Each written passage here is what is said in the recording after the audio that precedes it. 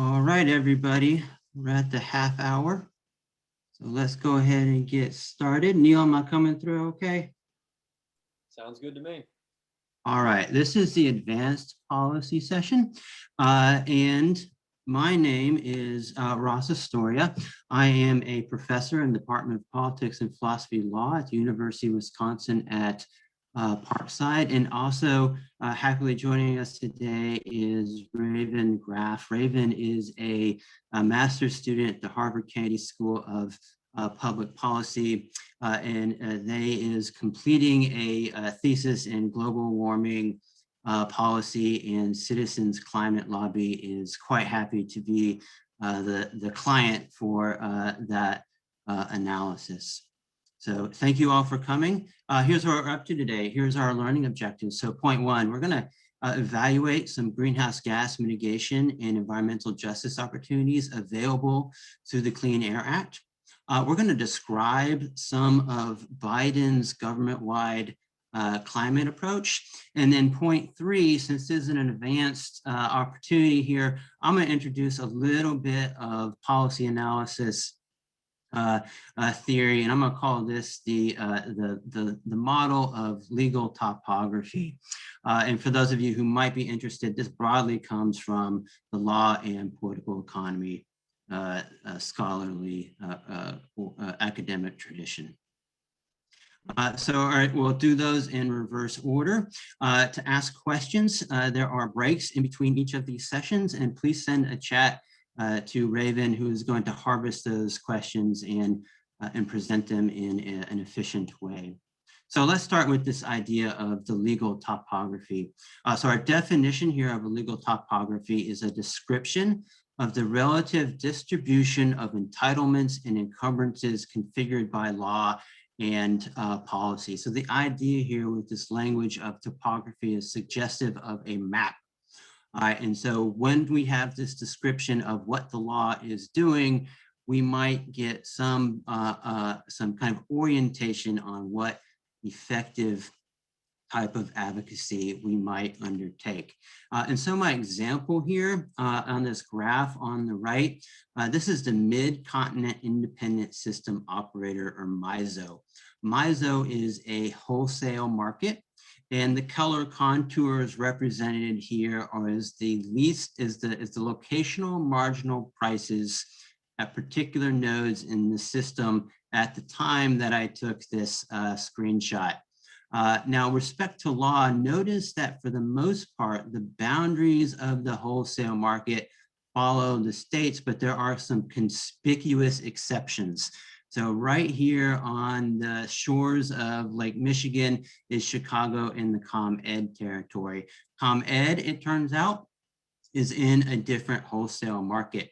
All right, so from this absence here and some other stuff I happen to know, these utilities, they have an entitlement of entry and exit from the wholesale market. And then to make the contrast, the customers in this area do not have that same entitlement. They have to go where their utility goes. So we see this asymmetry in entitlements in the legal topography. And in this case, it's so extreme that a federal court in 2016 kind of thought that the MISO resembled less a wholesale market than a cartel. Now, there are other topographical layers besides the legal layer we might want to work with. So for instance, we might have a consideration of technology. And here what we would do is we would assess the relative availability of technology, and then we would try to decide which entities were benefited or maybe harmed by the deployment and use of that technology. We might have a biophysical layer, and in this case, we're going to look at, you would look at the relative availability of different renewable energy resources. So this map here from the NREL shows the distribution of the wind's kinetic energy. You might have a jurisdictional layer, and here we're talking about the constitutional distribution of public power. So in our system in the United States, this would be the three branches of the federal government, and then the relationship of the federal government to the states. So you might get a question like, what can the president do alone legally? But then you would also have a question about what the states are up to with respect to their mitigation activity. And here is a map from the World Resource Institute indicating the states and the utilities that have some sort of clean energy standard.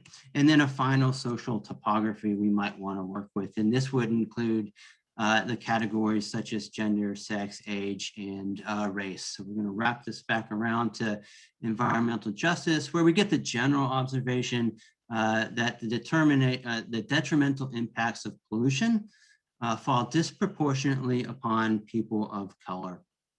And now another thing we can do with these different layers is it's pretty obvious they're going to interact. So we'll look at how those layers, we'll do a schematic here of how those layers might interact with respect to environmental racism. So you might start with a situation where there's a lack of political power because of some legal disenfranchisement. That might lead to the adverse setting of a polluting facility. That might then lead to the negative health impacts, and that in turn might lead to a challenge in keeping steady employment, because instead of going to work, you're taking care of your asthma or your child's asthma, and that then might wrap back around to a further lack of political power. So kind of keeping with this idea of topography and this schematic of the interactions on environmental justice, there's kind of an inertial state here that needs an outside intervention in order to overcome it. And then we have this observation that the negative externalities caused by air pollution are not uniform. Rather, the legal topography shuffles those harms onto those with the least power to prevent the harms. Now, a second feature of environmental justice, while those general claims are true, in each particular place where there is environmental racism, it's very heterogeneous. So you can't know a priori if it's air pollution or water pollution or both, or if it's air pollution, what pollutant it might be. So you need very granular data and information and conversations with folks about what the actual vector of environmental justice is in that particular community. So we'll swing back around to environmental justice when we start looking at the policies of Biden's executive orders and of the Clean Air Act. But let's take some questions now, if there are any. None have come through yet. None have come through yet? I'm going to have a coffee if anything comes through.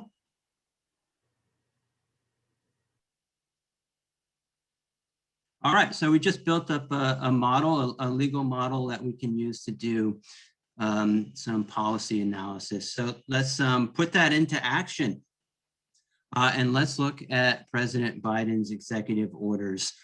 So the general rule here with executive orders is that the president can't make law or regulations, but can provide directions to the federal agencies. And here, the president, you might think of him as operating more like the manager of a bureau, saying do this and do that. And so President Biden's executive orders on the international side, it gives a policy statement at section 101. It says climate considerations shall be an essential element of foreign policy and national security. And then he tells some of his agencies to do various sorts of things. So I'm not going to go over this list of things. I assume you know what most of those are, except we'll give an example here of the International Developed Finance Corporation. So the International Developed Finance Corporation is a pretty new entity. Its board of directors are the Secretary of State and the Secretary of Treasury, i.e. it's controlled by the president. It's capitalized at $60 billion, and it offers these products up here on the right. So President Biden has instructed the DFC to take into consideration climate when making its investments. This map here on the right is from the endcoal.org, and it shows the flows of financing for coal-fired power plants. So one kind of example that kind of catches my attention here is you've got Japan and China making an investment in Morocco for a coal-fired power plant. So you can imagine a scenario where under this new direction, the DFC makes a similar investment in Morocco, but for a renewable energy projects. Now on the domestic side of the executive orders, also a whole bunch of stuff that reorganizes the executive departments. Most of these, so I'm not going to give too many details, but I do want to flag the ones with respect to environmental justice. So there's a White House Environmental Justice Interagency Council, and that is a council of the heads of all the agencies. They'll get together and they'll talk about their plans for environmental justice within their agencies. There's an Environmental Justice Advisory Council, and this is private citizens who are expert and experienced in environmental justice issues. One that really caught my attention here is the Attorney General is instructed to develop a comprehensive environmental justice enforcement plan. And then the Justice 40 initiative, the agencies are instructed to develop a strategy so as to make it that basically 40% of their investments or expenditures are to the benefit of disadvantaged communities. So we can do a partial assessment of these EOs from the point of view of mitigation and environmental justice. So first, I think this is an incredible reordering of the policy topography under presidential authority. It represents upwards of 30 years of political advocacy to get this to the top of a political agenda. And there is also a tremendous amount of intellectual and academic work to put together the various pieces of mitigation and environmental justice, and then put them into concise policy statements for the agencies to pursue. And I think this is especially true in the foreign diplomatic instructions, where the president under a constitutional structure just has a lot more discretion. Now on the domestic side, if you have a chance to read the executive orders, you're going to notice words like plan, develop, make a strategy. And I think what's going to happen here is the agencies are going to run up against kind of two barriers. One might be budget, and the other would be statutory authority. There's another worry with these executive orders in that those those councils, they're of course established by executive order and can be unwound by executive order, right? So if you wanted to kind of solidify those agencies, those councils in the agency's plans, you would need some sort of statute. And I'm pretty sure that quite a lot of the ideas from these executive orders came from the Climate Equity Act. The Climate Equity Act was introduced last Congress by then Senator Harris and Representative Ocasio-Cortez. Amongst other things, the Climate Equity Act establishes an Environmental Justice Council and an Interagency Environmental Justice Council, right? So if you did that, those would be made permanent. And then it instructs agencies to channel their investments towards disadvantaged communities, right? So if you wanted to kind of solidify those environmental justice efforts, you would need some sort of statute there. All right, next we're going to look at the Clean Air Act, but before we do that, any questions on Biden's executive orders?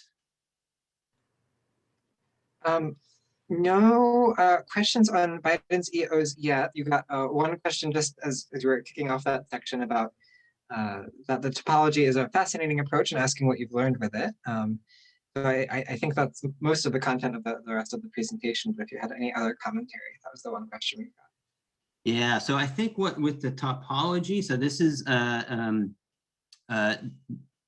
not sure this is a common way to go about it, but it's pretty clear that when you read a policy analysis paper or a legal analysis paper, a lot of times what the author is doing is they're looking at strategies and then they're weighing those strategies up against that distribution of entitlements and encumbrances.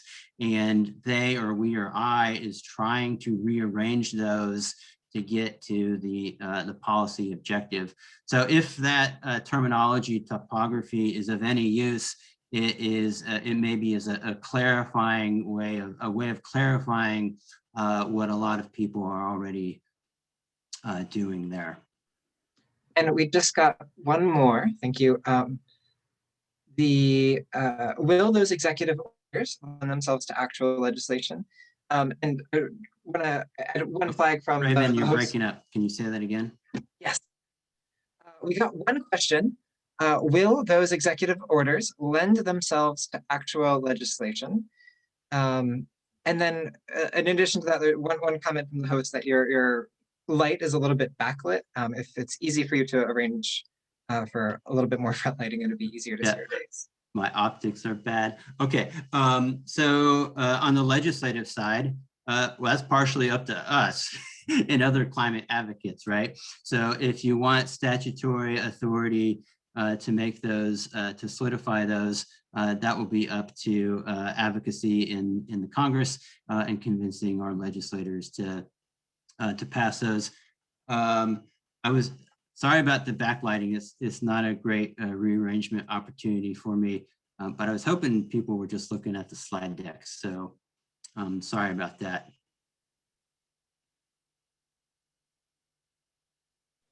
And we just no problem. We just got one more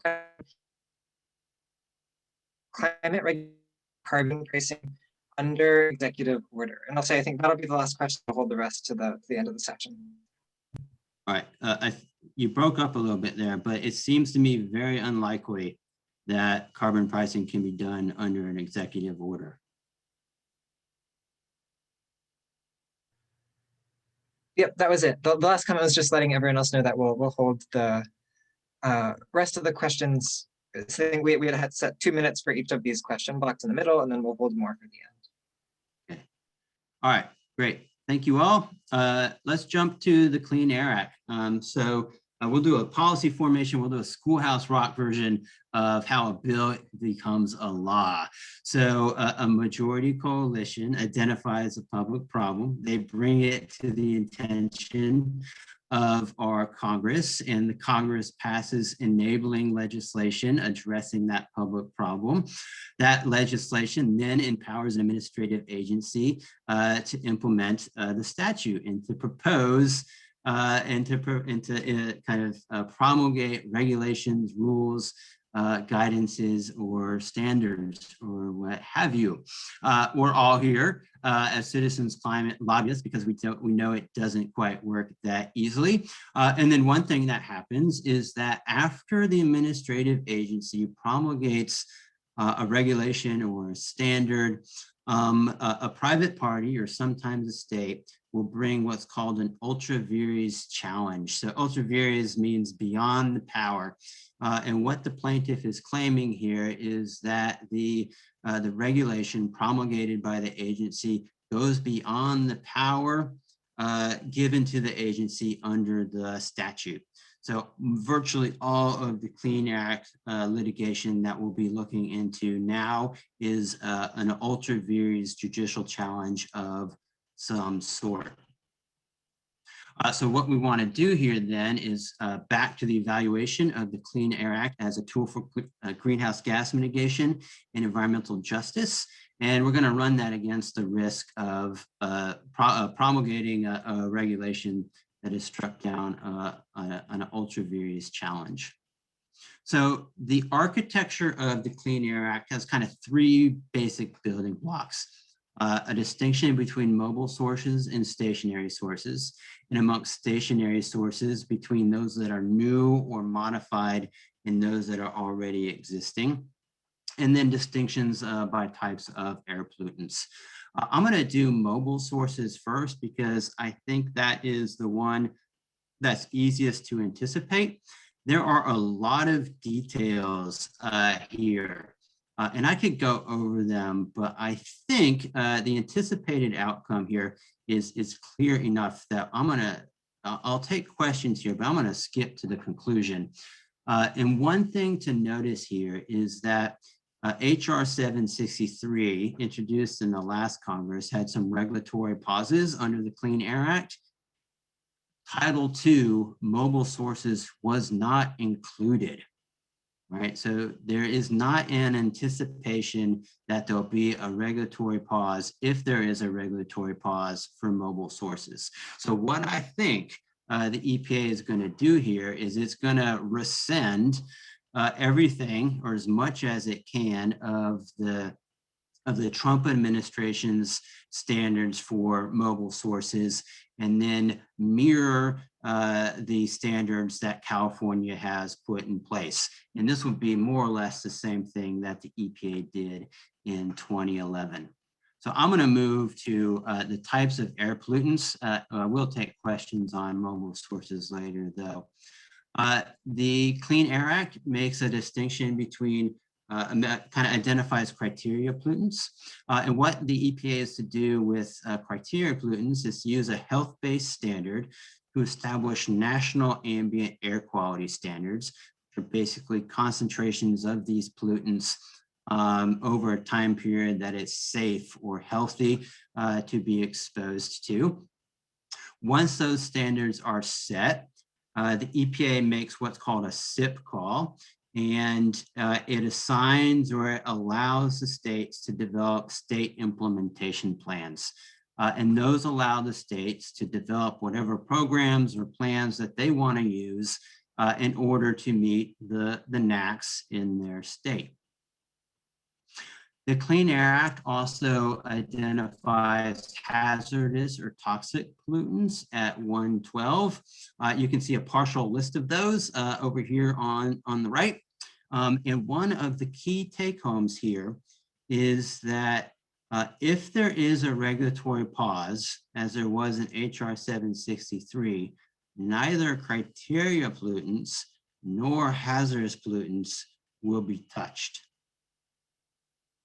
EPA will retain Clean Air Act authority over criteria pollutants and hazardous pollutants.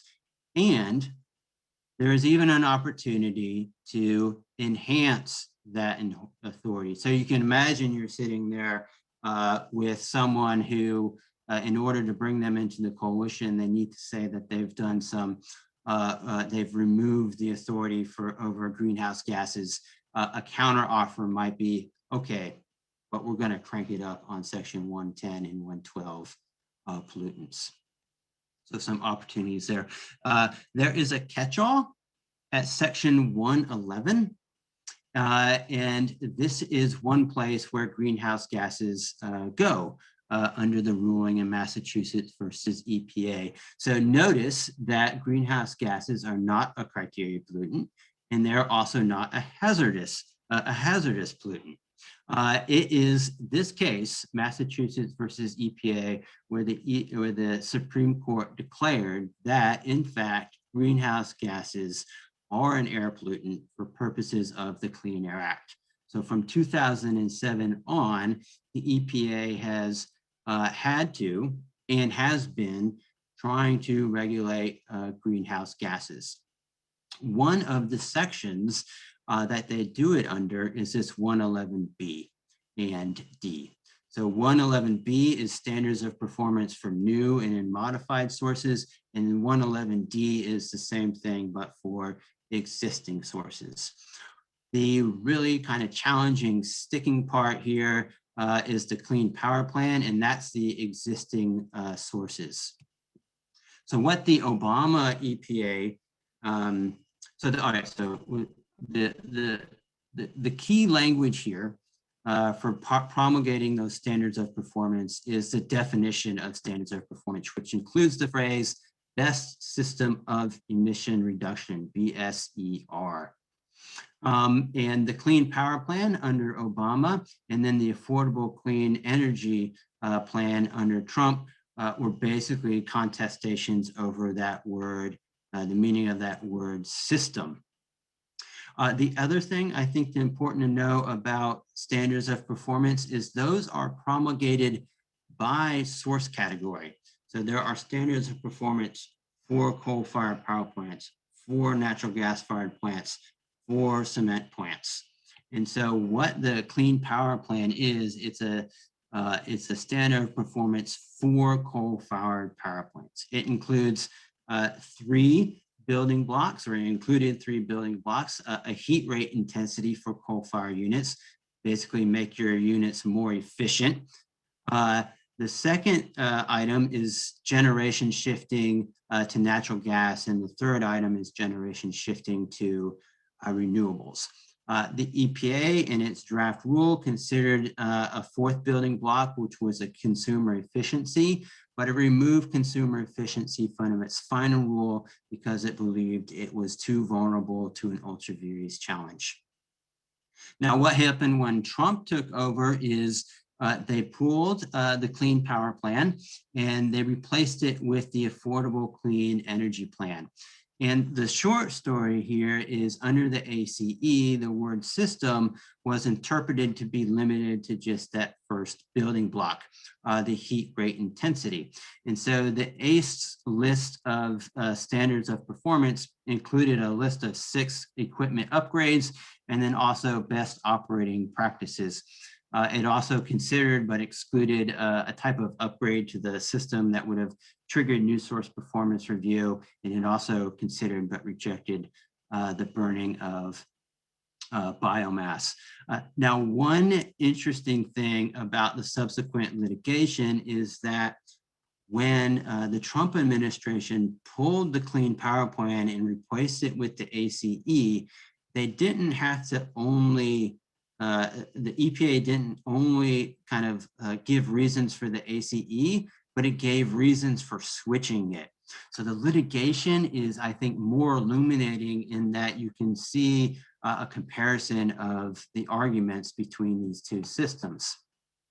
The litigation was brought by the American Lung Association and the American Public Health Association. It went to the DC Circuit Court, and the DC Circuit Court was highly critical. The DC Circuit Court wrote, the EPA's entire theory of why system includes just that first building block hinges on the agency's unexplained replacement of the preposition for in standards of performance for any existing source with the prepositions at and to. And Judge Judy is appalled. Now, what might the EPA do?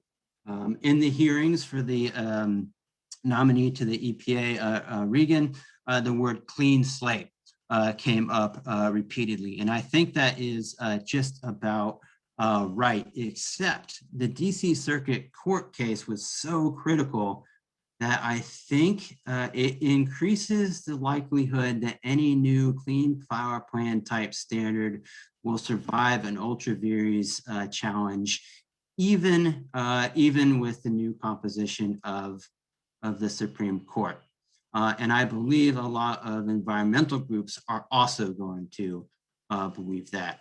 So what the EPA here is going to do, what I anticipate they'll do, is more complicated than the mobile sources. But one thing is they might put together a new Clean Power Plan type standards of performance. And then they might go to a map like this that I had up before, the World Resource Institute.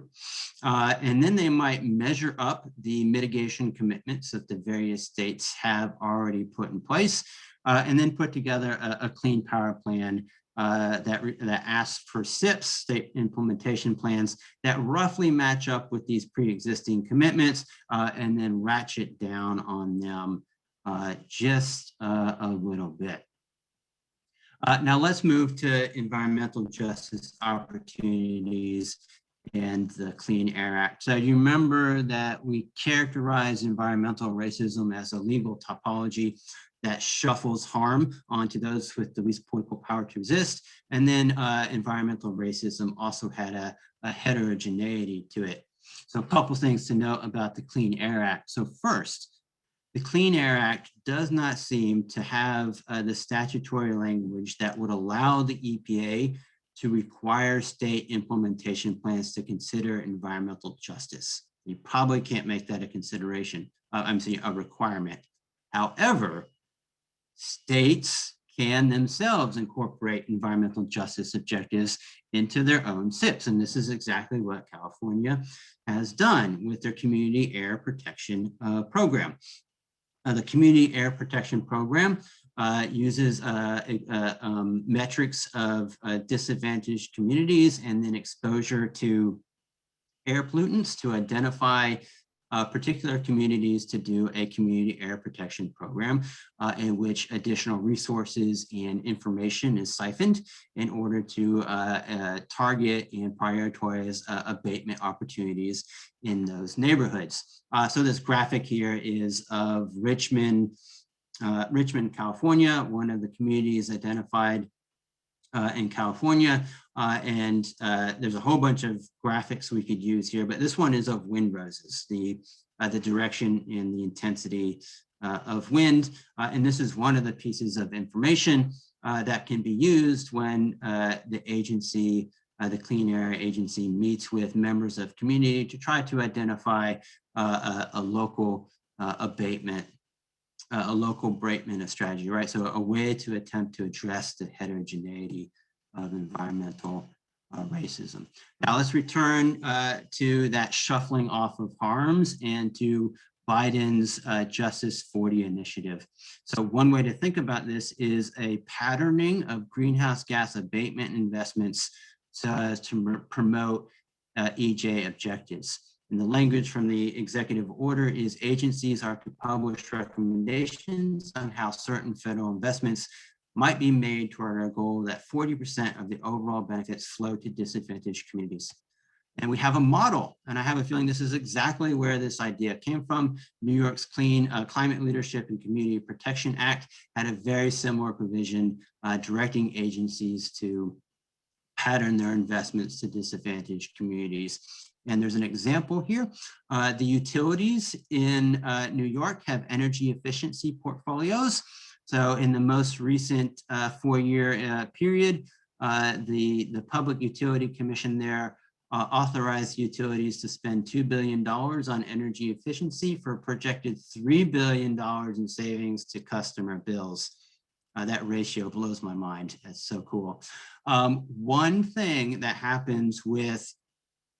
that's got to happen to do greenhouse gas abatement is all home heating has got to switch over from natural gas to heat pumps, electrical heat pumps. And so in this energy efficiency portfolio, the Public Service Commission authorized utilities to make investments in heat pumps in residents. And when it made that authorization, it followed the Climate Leadership Community Protection Act requirement that those benefits go to, in this case, low-income customers. So 20% of recipients of these heat pumps will be low-income customers.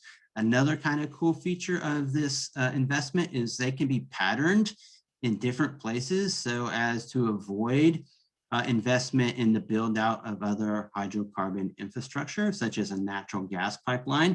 So if there's a supply demand constriction for home heating and natural gas, rather than build out the pipeline, you reduce demand by putting the electrical heaters on the demand side. And then I think very neatly on the technology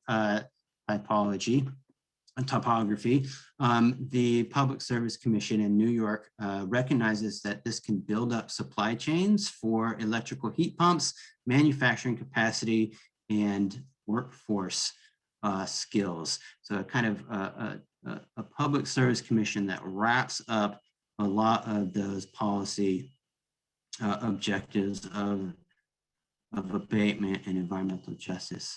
Okay, that's a wrap. One thing I would like to point out is on your Grenadine, I have a paper posted there.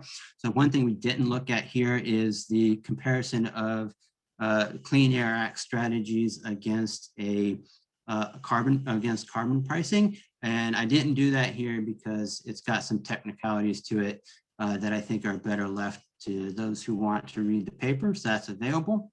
And what we did today is we took the legal topography model of policy analysis, constructed a schematic of environmental justice, and then did an overview of how Biden's executive orders and the Clean Air Act can work to kind of reshape that legal topography so as to achieve mitigation and some environmental justice objectives. Okay, got about 5 minutes for questions. So, Raven? Yeah, we'll kick it off with a question from Sean. He asks, if we, oh, I'm getting a notification that my internet connection is unstable. Can you all hear me? Yeah, go ahead, I'm all right. Okay, cool. So if we want to identify the communities that are hit most by environmental racism, are we collecting enough environmental data to do that identification? And has that identification question inhibited legal challenges to environmental justice? So on the last one, inhibited legal challenges to environmental justice, I can't think of any instances. On the question of the collection of data, it partially depends upon state. So California has got a rich collection of data that it can use there. The one of Biden's executive orders was an instruction to put together what's called an EJ screening tool. And the EPA has one of these already, but my kind of trying to use it, it's quite confusing into its, what am I actually looking at? So my suspicion is we've got enough data to get that project underway. But we just need to kind of direct the EPA's attention in that direction. Excellent. Pat says this was focused on the clean air. Are there other regulated areas where executive orders are being used to address climate change and environmental justice? So the in the executive orders I listed there from Biden, I think I included all of the elements respecting environmental justice. Some of the other agencies that are building environmental justice into their programs include, I think very importantly, the Federal Energy Regulatory Commission. That is the agency that supervises or attempts to supervise the wholesale markets like MISO and NISO and the New England Independent System Operator. So that's a good way to go. The DOE is doing this as well. The Treasury, this is a very important place to build environmental justice and climate justice into the work. What would be another agency? I mean, virtually all, the Department of Interior, the Forest Service, you know, all of those would have very salient environmental justice topics to consider. Excellent, thank you.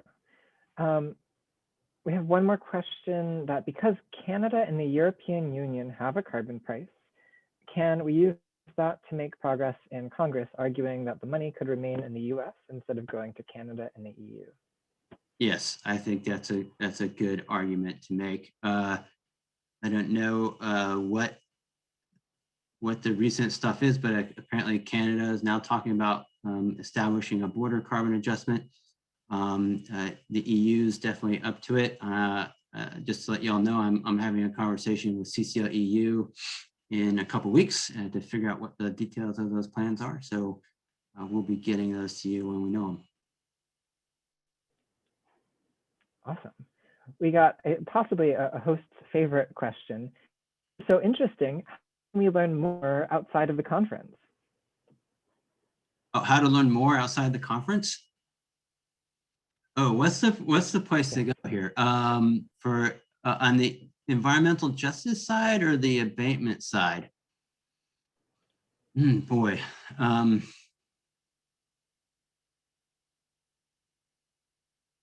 So here's what I would do if you're interested in following environmental justice. There are a number of states who have already established environmental justice councils. I know New York has one. Virginia has one. I don't think Colorado has one, but maybe they do. So I would try to look up what those councils are up to and what they're doing. And then I would watch as Biden appoints members to the Environmental Justice Advisory Council, and I'll believe there will be opportunities to interact. Excellent. It is 4:10, so I think that's close to wrap. I think the last very quick question was, I think this was back when you introduced the notion of political topography. They asked, do you use GIS to analyze those questions? Yeah, so we need a lot of, not on the legal side, that's all verbal description of the law, but definitely all those maps I had up there with environmental exposure and the shape of the wholesale markets, lots of GIS. All right, thank you all, and thank you, Raven. I think we've got to call it a wrap. You all need to go on and do timely stuff, but I'll hang out here for a moment.